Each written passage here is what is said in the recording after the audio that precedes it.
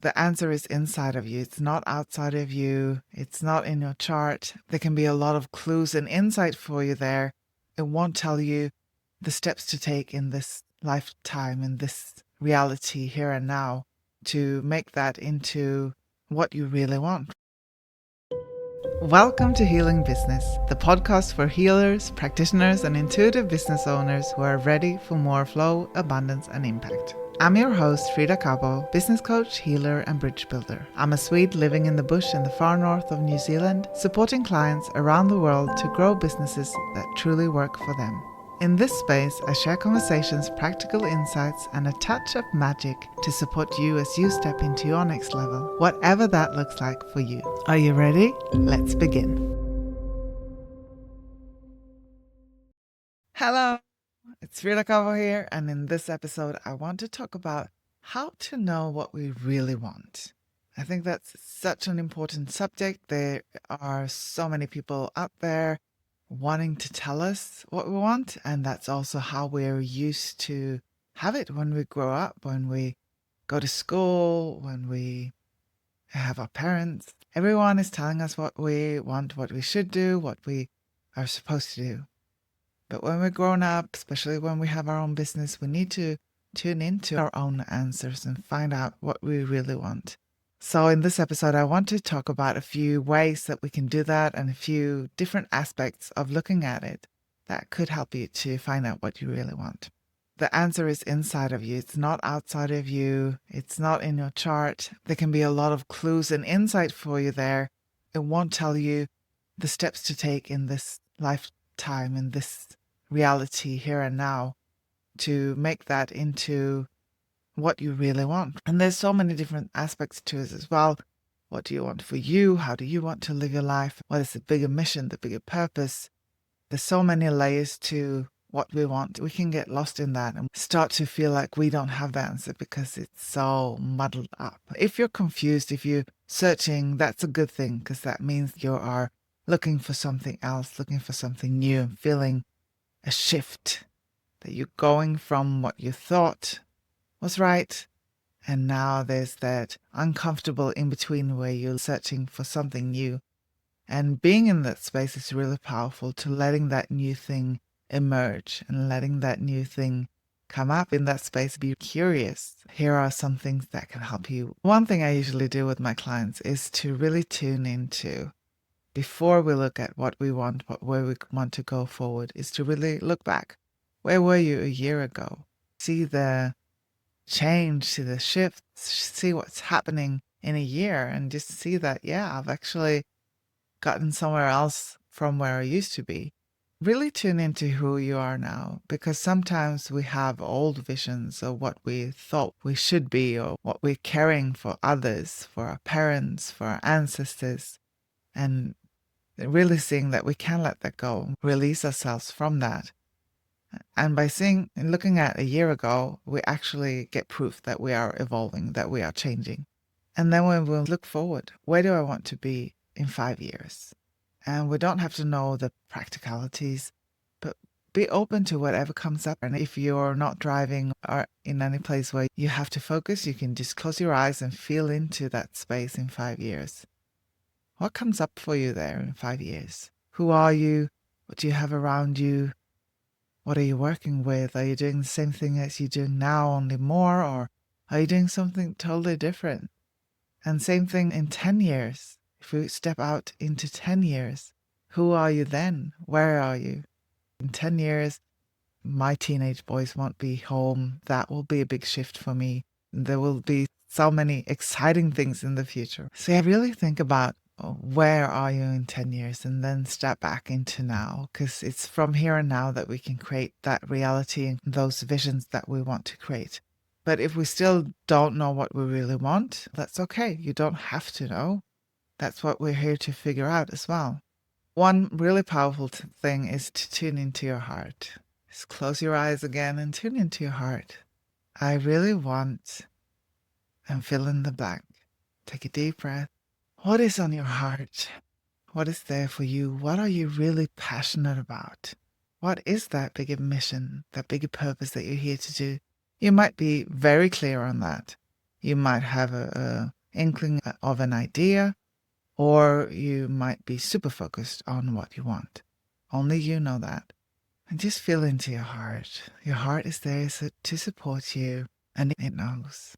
And a question that I use is, what is one thing that you would change in the world? If you could change one thing in the whole world, what would you change? And we might think that is a super big question that people come up with the same answers, but it's not. I always get different answers when I ask that question. What's on your heart may feel really obvious to you, but it's not to anyone else. It's on your heart, on your mind. You're calling because you're here to contribute with that. You don't have to do it alone. There are other people doing a lot of stuff as well. But really tune into what is really important to you. If it's important to you, if it's on your heart, it is for you. How is what you're doing today, how is that aligning to that bigger change that you want to see in the world? Because when we're connected to that bigger mission, to our future magnet, our ideal project that we want to see, the change that we want to see in the world, we can find so much magnetism there that it can draw us out. Because sometimes we focus on the how too much, and this is a way of raising your vision to see if that is strong enough, if it pulls you strong enough, that the how will come. And another thing that I do is to look at your perfect day, to really tune into how you want your day-to-day life to be. Because sometimes we have those big goals and missions without really thinking about, okay, but what does that really mean on a day-to-day basis? Do I really want that? Or do I want to create something where my life looks like this? There's a balance there, and that's a journaling exercise that you can do as well. Just journal out your perfect day. We can have several different perfect days, but just tune into, will that vision support the life that I want to live? But also, how can I make my life the way that I want to live and still create that change in the world that I want to see? Another thing that we can tune into and affect right here and right now is how you want to feel. So how do you want to feel? Sometimes we think about, when I do this, then I will be, or then I can feel this. It's the opposite. Who do I need to be to create that vision? And tune into those feelings, and then stay in that resonance of, I am being this, feeling this, but also taking the actions between the two. Feeling this action, feeling this action. So if you want to feel more happy, then you can just think about, okay, what makes me happier? Well, kittens. You can watch a small YouTube clip with kittens. That will make you happier, right? What I found is more helpful to me than aiming for happiness is aiming for meaningfulness. So what is really meaningful for me? What could I do, one thing that is meaningful? And then we can tune into those feelings. If you want to do the exercise on that, just write down 7 feelings that you want to have more of. And then see, okay, what makes me feel that way? And take small actions to feel that way. So yeah, we have the big vision, the change we want to see in the world. We have the life that we want to live, a perfect day, and the feelings that we want to have. So there's some different layers there, right? And how do we know what we really want? Well, we have to start. We have to try it. We have to test it out. Especially with business, when we try things out, then we know if they are for us or not. We can just sit at home and just be. That's not what I'm saying here. We need to get out there. We need to collect the information. We need to know what people want and find that balance between what we want to create and what they actually are talking about. We need to get out there and be in conversation, be in connection. So try things, then change it, then try it, then change it, then try it. That's how we find out what we want, but also what works in our business. So just because we see someone else doing something, you think, oh, I have to do that. But no, you don't have to. You can do the way you want. You can tune into what you feel like. And I know sometimes we just feel like staying in the bush and staying there forever. And yeah, we can do that for a while. We can set a timer, like maybe it's a weekend. I will have that weekend, no rush. We can take a weekend to do whatever we want, or a week, or a month, or a year. That's totally fine too. And if that's on your heart, then do that and see what you get from that and learn from that. That might be where you find your purpose. That might be where you find out what you really want. And just allow ourselves to really tune into what we want. And what would happen if you actually follow that? If you pull that thread of what you want.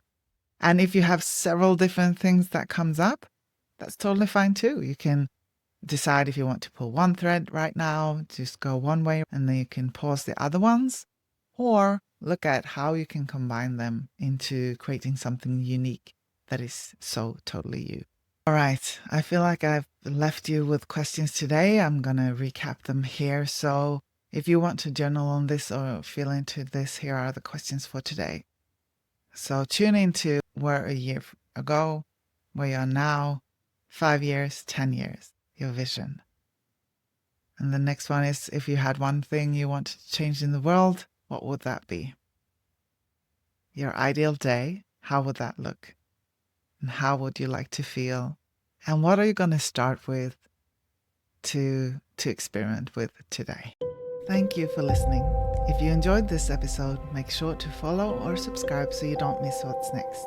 And if you're feeling inspired, I'd love for you to share this podcast with a friend who's on the same path. You can also find me on Instagram at Frida Kabo, or head over to fridakabo.com to learn more about how I support healers and intuitive business owners like you. Until next time, stay grounded, stay open, and keep trusting your magic.